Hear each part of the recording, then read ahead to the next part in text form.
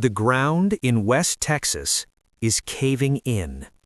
Right now, beneath the most powerful oil fields in America, the Texas Permian Basin is caving in, and a 200-foot sinkhole is actively expanding with no signs of stopping.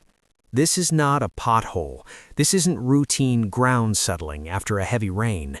The earth is collapsing from the inside out, swallowing land whole, cracking foundations, threatening pipelines that carry fuel to millions of Americans, and burying entire communities on top of what scientists are now calling a hollow, crumbling underground nightmare.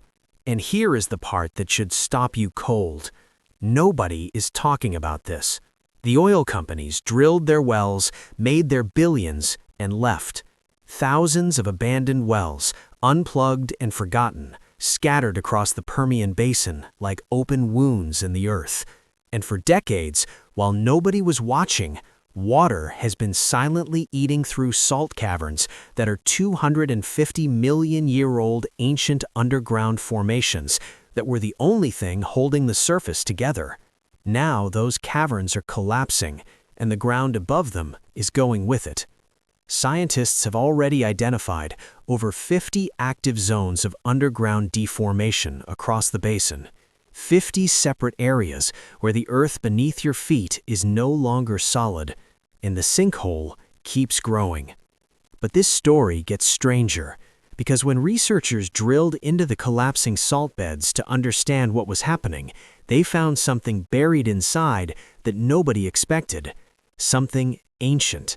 Evidence of oceans that vanished 250 million years ago, fossils of life forms that existed before the dinosaurs, a time capsule from a version of Earth so old it barely resembles the world we know, locked inside the very ground that is now tearing it apart. The Permian Basin sits at the center of America's energy economy. 40% of U.S. oil production comes from this land. And right now, that land is sinking. So, here is the question nobody in the oil industry wants to answer. When the ground beneath America's most powerful oil field finally gives way, who is responsible for everything that falls with it? For decades, nobody looked down. The Permian Basin stretches across 86,000 square miles of West Texas and southeastern New Mexico. Producing more oil than most countries on Earth, it is the financial engine of American energy, the land that built fortunes, powered cities, and kept gas prices from going even higher than they already are. To the outside world, the Permian Basin looks exactly like what it has always been, a flat, sun-baked expanse of desert scrub and pump jacks, as permanent and reliable as the oil flowing beneath it. But the ground had been sending a warning for years. Nobody was listening. The first real signal did not come from a geologist standing in a field. It came from space. Satellites equipped with InSAR imaging technology, systems designed to detect millimeter-level shifts in land elevation, began recording something unusual across key oil-producing counties in the basin, particularly in Winkler and Andrews counties in West Texas. The data showed the surface was sinking, slowly at first, then faster. When the initial reports surfaced, officials were not alarmed. Land subsidence in oil country is not unheard of. Drilling activity, fluid extraction, minor surface compression, these are considered routine industrial side effects. Engineers looked at the early numbers and reached for the most comfortable explanation available: settling. Normal industrial settling. Nothing to escalate. That explanation did not survive contact with what came next. Ground-based measurement stations deployed across the affected counties began returning data that contradicted the routine settling theory entirely. The subsidence was not stabilizing, it was accelerating, and it was not confined to the areas directly above drilling operations. It was spreading. That's when the University of Texas at Austin and the United States Geological Survey launched a joint investigation that would rewrite the assumptions underpinning decades of basin operations. Using deep seismic imaging, borehole analysis, and expanded satellite monitoring, researchers began mapping what was actually happening beneath the surface. What they found was not a handful of isolated pressure zones from active drilling sites. They found over 50 separate regions of active underground deformation spread across the Permian Basin. 50 separate zones where the earth beneath the surface was moving, shifting, and in some areas, actively collapsing. The scale of the problem was not just larger than officials had acknowledged publicly, it was in a different category entirely. This was not an industrial side effect to be managed with routine monitoring. This was a regional geological event with no clear boundary, no established stopping point, and no simple fix waiting in an engineering handbook. The ground was not settling. It was giving way. To understand what is happening beneath the Permian Basin right now, you have to go back 250 years, long before Texas was Texas, long before there were oil wells or highways or cattle ranches or any human presence of any kind. This entire region sat beneath a vast inland sea, a warm, shallow body of water that stretched across what is now West Texas, depositing layer after layer of salt across the basin floor over millions of years. Then slowly that ancient sea retreated, the water evaporated, the salt stayed behind, compressed over time beneath thousands of feet of rock and sediment into enormous subterranean formations, salt beds so thick, so densely packed that they became the structural backbone of the land above them. For 250 million years they held. That is what is collapsing now. When researchers deployed deep seismic imaging equipment and borehole sensors into the affected zones across the Permian Basin, what they found underground stopped them cold. Beneath the surface, in areas spanning several kilometers across, those ancient salt formations were gone. Not cracked, not weakened, gone, dissolved, replaced by enormous underground voids, hollow chambers carved out of what was once solid geological foundation. The mechanism destroying them is groundwater. As water migrates through the subsurface layers, it makes contact with the salt formations and begins dissolving them, slowly at first, then with gathering momentum. As the chambers grow larger, the surrounding structure weakens and more water finds its way in. The salt formations essentially act as a sponge in reverse. Instead of absorbing pressure, they vanish under it, leaving behind unstable caverns that can span hundreds of feet and hold nothing above them except the weight of everything built on the surface. Texas has dealt with sinkholes before. The state's geological history includes scattered surface collapses, most of them modest in scale, relatively contained and manageable with standard engineering responses. What is happening in the Permian Basin belongs to an entirely vast, different classification. These are not isolated surface events triggered by a single weak point. These are vast, interconnected collapse zones spreading across multiple counties, far below the reach of any surface intervention, driven by a dissolution process that has been building for decades and shows no sign of slowing. What makes this so difficult to fully absorb is the visual disconnect. Stand anywhere in the affected zone, and the surface looks completely normal. Flat desert, hard-packed ground, the same landscape that has defined West Texas for as long as anyone alive can remember. But beneath that surface, in places no human eye can reach, the foundation is hollow, and hollow ground under enough pressure does only one thing: it falls. The salt caverns did not start dissolving on their own. Nature created the vulnerability, but the oil industry turned it into a crisis, and the evidence of exactly how that happened is now sitting in the data files of researchers who spent years piecing together the geological sequence that brought the Permian Basin to this point. What they found is not a single cause. It is three compounding forces that built on each other over decades until the ground itself had no choice but to give. The first force is fluid injection. Oil production does not just extract from the earth, it pumps back into it. Enormous volumes of wastewater generated during drilling and extraction operations are regularly injected deep underground through disposal wells. This practice has been standard across the Permian Basin for decades. What the industry did not fully account for, or chose not to prioritize, is what happens when that injected fluid migrates through the subsurface layers and makes contact with ancient salt formations already under geological stress. The answer, written clearly in the seismic data now being studied, is accelerated dissolution. More fluid underground means faster erosion of the salt beds. Faster erosion means larger voids. Larger voids mean faster collapse. The second force is water mismanagement. Decades of intensive industrial activity across the basin have disrupted the natural movement of groundwater through the region's geology. Aquifer levels have shifted. Water pathways that once moved predictably through stable rock formations have been redirected by the sheer volume of drilling activity surrounding them.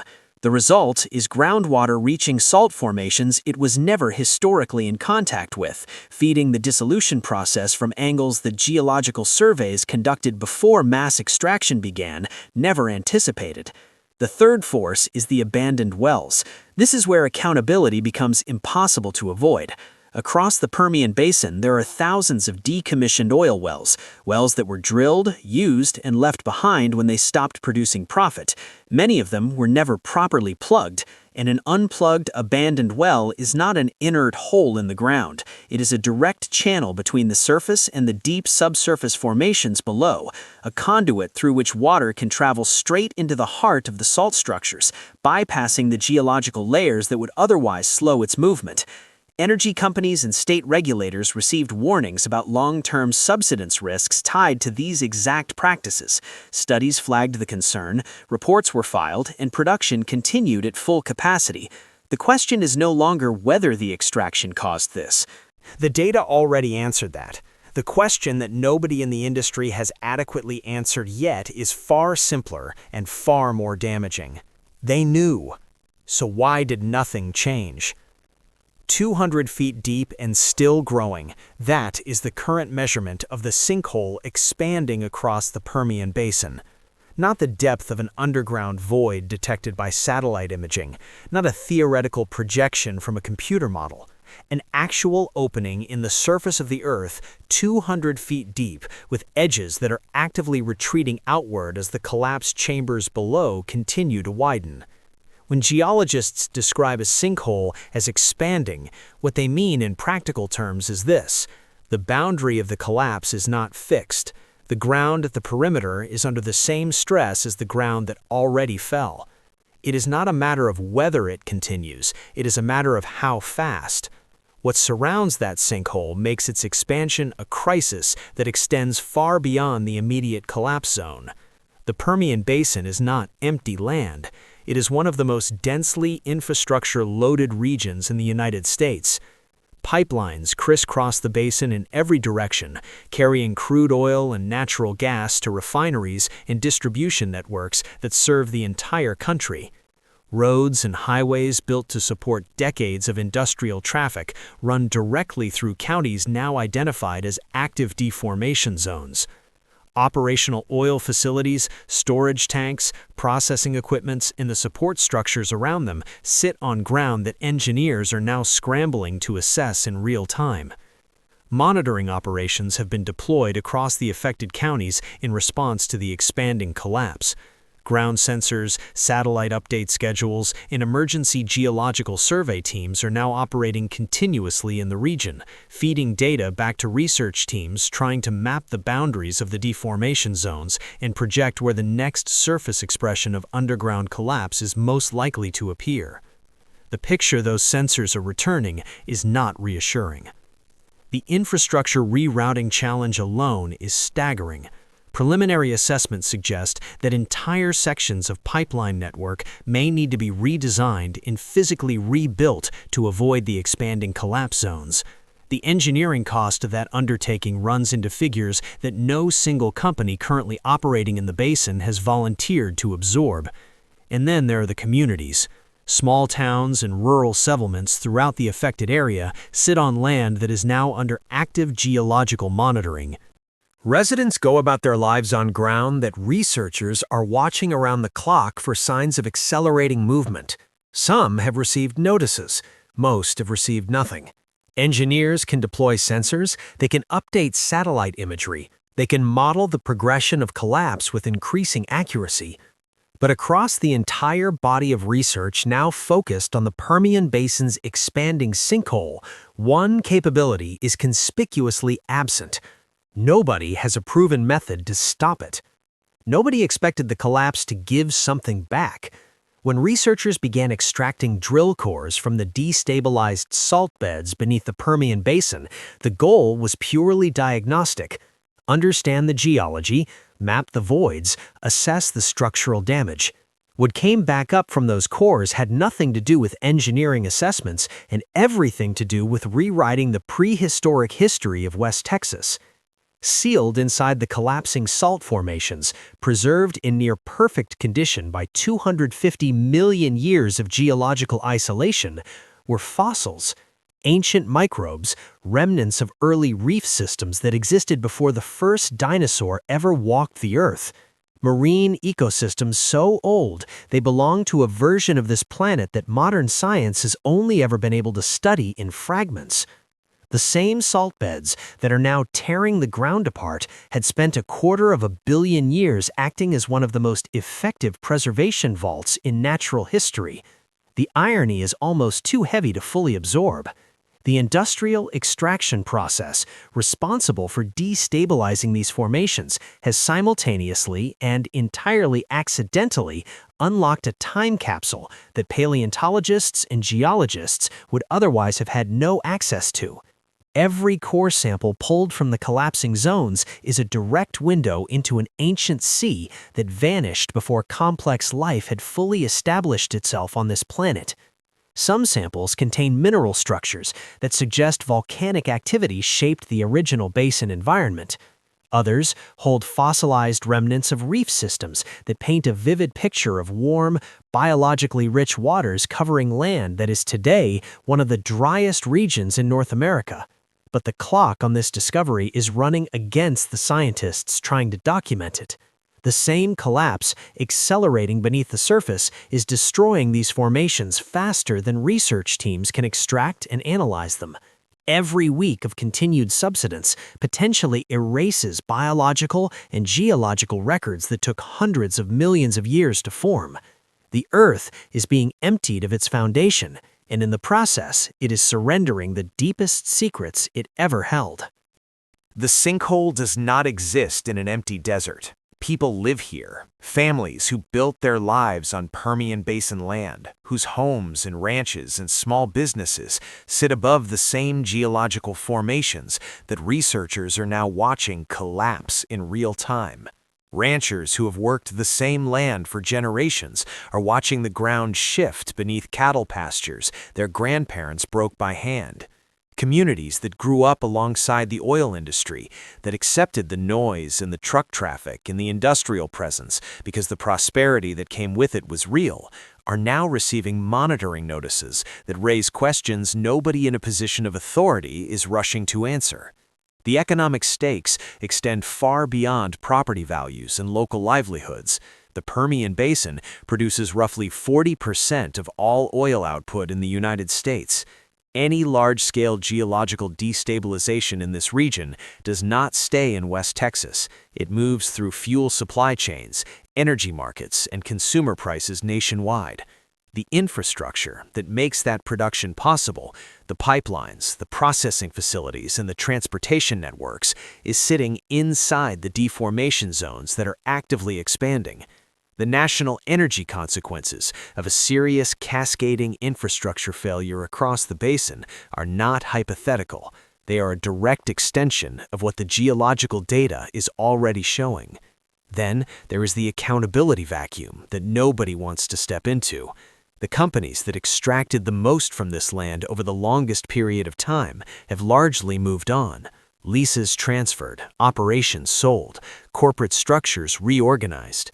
The legal and financial responsibility for collapse damage caused by decades of industrial activity on land that no single company currently owns is a question that existing regulatory frameworks were never designed to answer cleanly.